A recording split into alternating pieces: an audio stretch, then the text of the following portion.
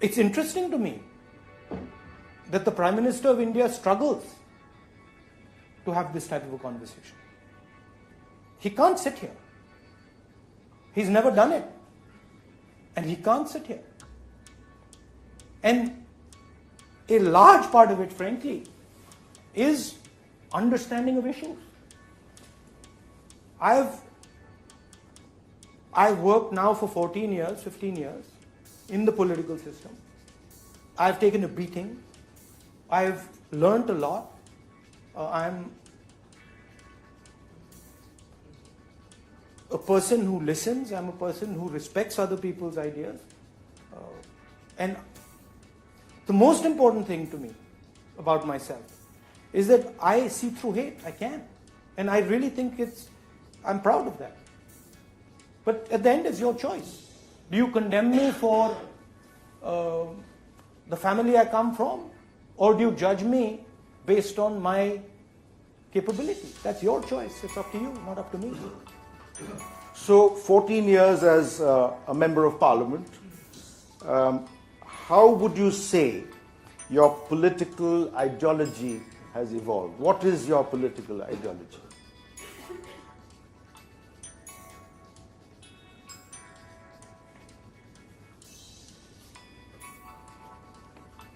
The real evolution of my political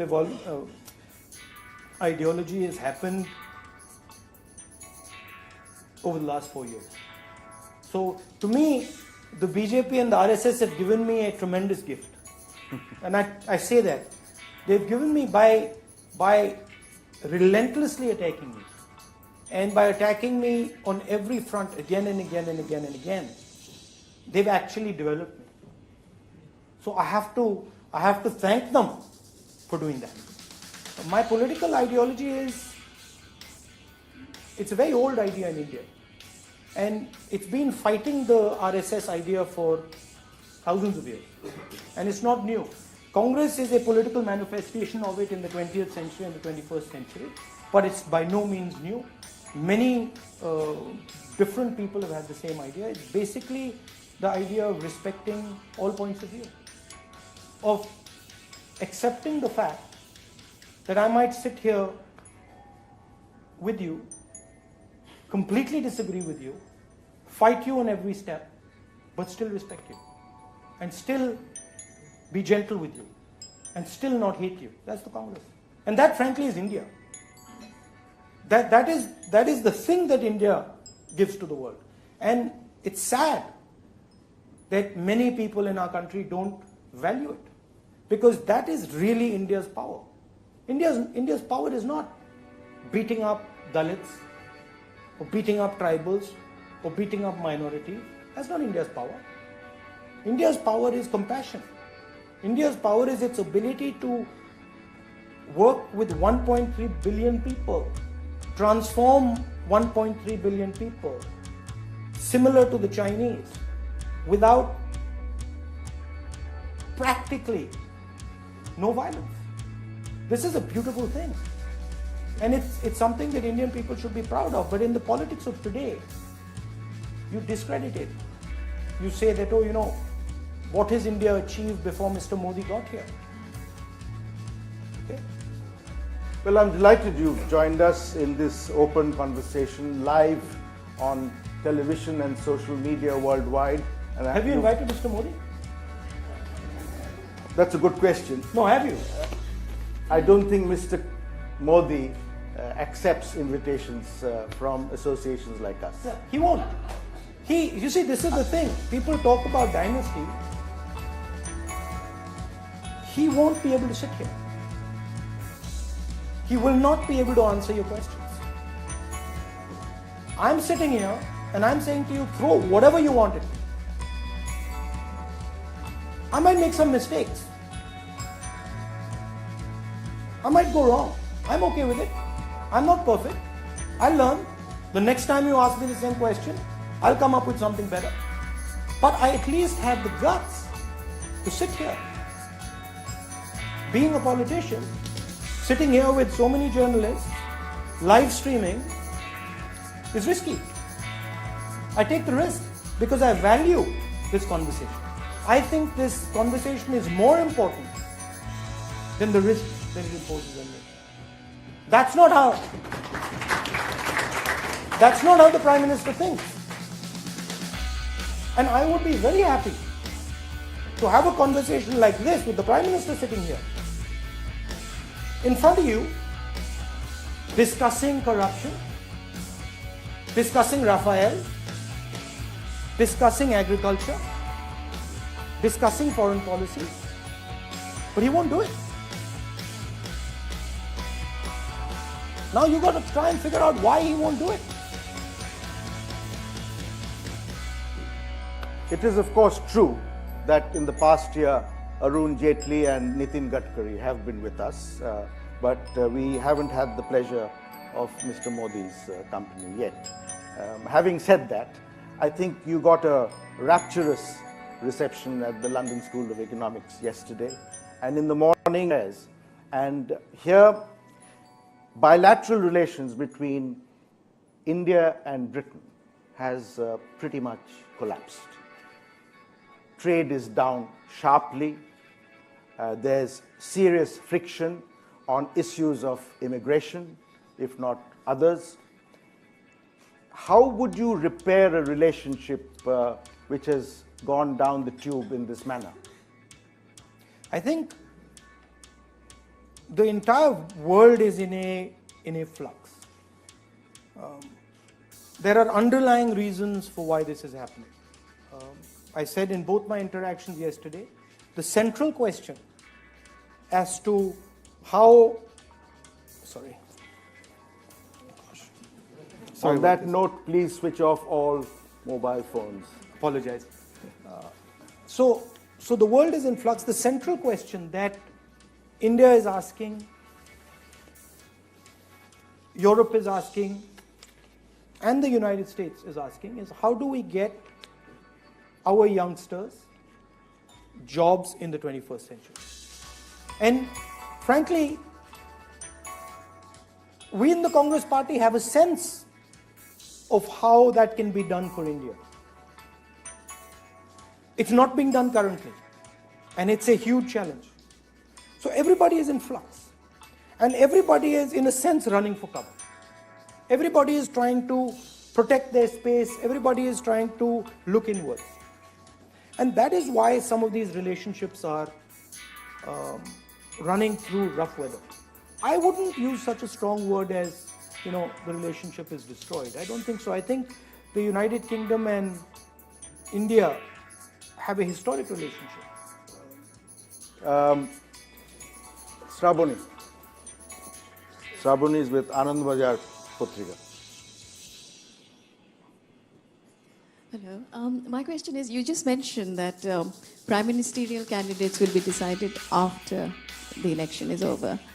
If your party does win with its coalition partners, is this a problem? Because what if all the regional leaders, then you have Mayawati, you have Mamata, all wanting to be prime ministers? Do you see a potential problem in this situation? All of the opposition in our conversations are very clear that the first and most important challenge is to stop the RSS BJP from attacking and destroying the Indian state and its institutions. That is the first and most important point. And there is absolute acceptance, unity on that point. And they've also decided that we're not going to get into conversations that distract us from that goal. And the press likes to do that. The press likes to keep starting these sort of conversations, but we're not going to fall for that trap. Yeah, the lady there in that table. I'll try and take as many questions as possible, keep them short. Is there a threat to freedom of speech in India, and would your party ban a book such as the Satanic Verses, as Rajiv Gandhi's government did? Subi Shah, BBC News. I'm quite liberal myself. So I don't believe in banning books and things like that unless there is absolute clear risks of violence erupting, right? But my default position is I like to allow people to make judgments on information. I don't want to be the person telling somebody that that's not something that you should be interested in. I respect individuals, I believe in them, and I think that they have the ability to make that judgment. So I'm not for banning books. I also think that in today's world, banning a book really doesn't mean anything because you will always be able to find it on the internet somewhere. So it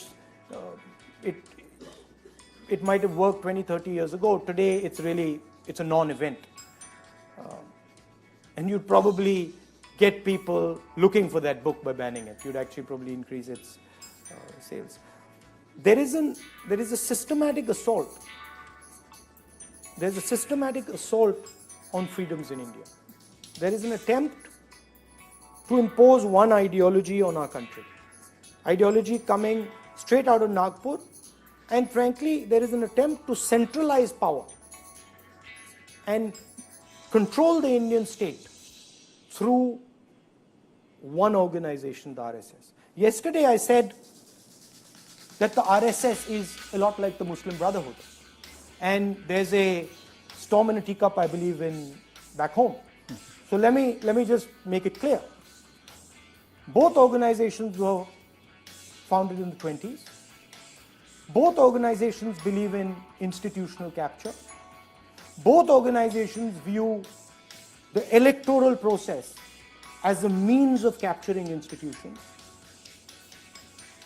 Muslim Brotherhood was banned after Anwar Sadat's assassination. RSS was banned after Mahatma Gandhi's assassination. So there are tremendous similarities. Oh, by the way, the last one, and the most interesting one. Women are not allowed in either of these organizations. So let's talk facts. They're similar. They're trying to do the same thing. And what they're trying to do is they're trying to capture institutions so democratic voice is throttled. Yeah, journalists only. Questions from journalists. Yes. Good morning, Mr. Gandhi. I had the pleasure of listening to you in Hamburg. My name is Manu Pillai. I write a newspaper column for Mint. Your message seems to be one of sobriety and saying that let's take a step back and do this properly. But we're living in a country of very many young people where the sexy bullet train is somehow a sharper message than improving the old rail gadi. How is the Congress going to communicate to a restless young audience? You're saying take a step backwards. I'm not saying that. I'm saying take a step forwards. Also, by the way, the bullet train isn't moving. It's stuck because the farmers on the track are not allowing it to move. So yes, you can have a fancy poster saying bullet train, but the cost of a ticket on that bullet train is more than an Indigo flight, will be more than an Indigo flight. And it's about 1 lakh crores for a couple thousand people a day. That's a bad investment. By the way, we were offered the same thing by the Japanese. You know what our response was? Our response was, give us the money and help us strengthen Indian railway infrastructure. Give us 1 lakh crores. We'll gladly take the money. But what we'll do is, we will strengthen railway infrastructure, increase the speed of the railways, of the entire railways, not by 300 kilometers, but by 30 kilometers an hour or 40 kilometers an hour. We'll make it much safer, and you will see the GDP need to do that. So when you go into details, the solutions are there. But you kill the solutions because you don't want to go through the rigor of actually developing the solution. Mr. Modi himself said it. I mean, you might have seen the video. He himself said it. Look, the bullet train is not important. You see, the world has to see that we can make a bullet train. It's all about seeing. It's not about the truth. But that stuff doesn't work. And there's a lot of truth that we can do that's very powerful. We can revolutionize healthcare in India. We're sitting you press guys make fun of me. But we're sitting on a healthcare gold mine. Our population, our medical processes, the fact that Indian doctors are there in pretty much every country, healthcare itself can create a strategic transformation of our country. But there's no conversation. Right? And when I say the future of medicine lies in connectivity, lies in connecting the processes, medical processes, the press laughs at me. It's fun, but they're wrong. It's the same thing I used to hear when I was a kid, and leaders of the BJP were giving speeches saying, very senior leaders who went on to become very, very senior, won't name them, were saying that Rajiv Gandhi's gone mad. What use are computers? This man doesn't understand India. This man doesn't understand that computers have nothing to do with India. And then the same person going 15 years later and giving a speech on how brilliant computers are. Fascinating. Yeah, the gentleman at the back there. Yes. Is that Faisal? Yes. Faisal Islam from Sky News. Mr. Gandhi, I just wondered, I was very struck a couple of years ago that there was a quote from Steve Bannon, the chief advisor, former chief advisor to President Trump, obviously, and he said that Modi's election in 2014 was the beginning of a global revolt across democracies, part of the convulsions that we've seen, obviously, with Trump's election, maybe with Brexit too, and other parts of Eastern Europe. And I presume from that he's talking about the connection of nationalist policies with the internet and Facebook. I wonder what your reflection on Mr. Bannon's comments about Modi are, and how do you think that your democracy, obviously the biggest democracy in the world, is being impacted by Facebook and digital disintermediation of the media?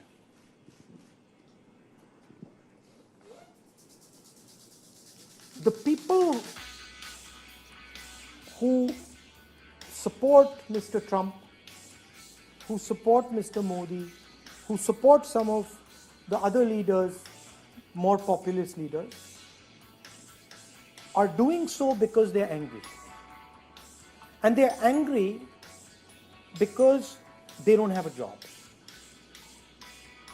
And Mr. Modi, instead of calming this anger, instead of telling our country that, listen, yes, we have a problem, it's called the job problem, and we're going to work together to fix it, Mr. Modi does something very unpatriotic. He takes that anger and he utilizes it for himself. And he damages our country. There is a foundational problem, which I stated in the beginning. Neither the Western world nor India is able to solve its job crisis for the blue-collar part of society. And that is leading to anger, and that is what Mr. Modi rides on. The crime he commits is that he damages his country when he uses that anger for himself. The honorable thing to do would be to go to his country and say, you know what? Yes, there is a problem. Yes, you are angry. I'm your leader. I'm going to bring you together and we're going to kill this problem. We're going to solve the problem. And those type of leaders will follow Mr. Trump, Mr. Modi and these populists. Because Mr. Modi is not going to give you a solution. Because at the end of the day, the Indian youngsters needs a job. And they've created a tremendous amount of damage, but a new breed of person will have to repair this damage and actually solve that problem. And there are people who are looking to do that. I've got 5 minutes. I can't satisfy everyone, but I will do my best. Let's take 3 questions together very, very quickly. Okay, one here. Poonam. Can I ask you a question? Hello. Yes, at the end of it, you have definitely. I have one, or do I have right. two? Well, 2, 3. Hello, Mr. Gandhi. I'm Poonam Joshi from ANI. I heard your talk at the LSE, and I have been hearing you talk quite passionately about women empowerment. And yet, you have stonewalled the issue of triple talaq in the court as well as the parliament, crushing the hopes of millions of Muslim women. What would you like to say on that? We haven't stonewalled. We haven't stonewalled anything. We have an issue with the criminalization issue, but we've not stonewalled anything. Okay. Our issue with it is on the criminalization aspect of it. The lady at the back. How can I miss you? With your colorful dress. Hi, I'm Poonam Taneja from BBC News. You mentioned the political situation in Pakistan. What will your relationship with Imran Khan be if you get the top job? My relationship with everybody is nice. I'm a nice person, but the real question I have is, what is the relationship of the institutions that represent the Pakistani state going to be with India? And there are certain institutions in the Pakistani state, within the Pakistani state, like the ISI, that carry out violence against our people. So that's the real issue. The real issue is not the relationship between Mr. Imran Khan and the person who leads India. The relationship is really between the institutional structures of these two countries.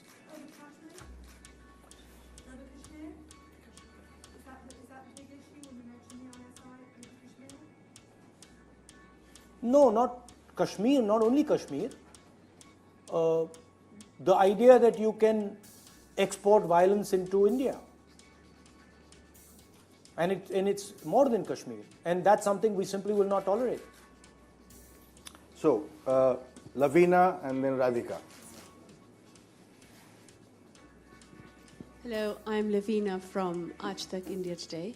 Mr. Gandhi, you were part of the Parliamentary Committee for External Affairs on Dokalam and also had a conversation with the Foreign Secretary. Would you still not have enough information to throw light on what would be your stance on it? And also, will you ban RSS, since you've spoken so much about the connection between RSS and Muslim Brotherhood? Thank you. As I said earlier, I don't believe in banning things. I don't think banning things solves anything. But we are involved in a fight with the RSS, a political fight.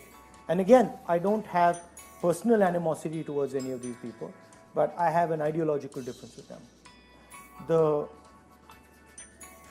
other question, now that's a really tricky question. You know why that's tricky?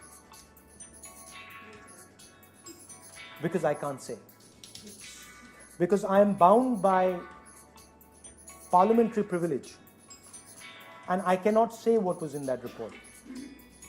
But I can say that we had a conversation with the Foreign Secretary and the Defense Secretary on Dokalam. And what was said in that room cannot be said outside.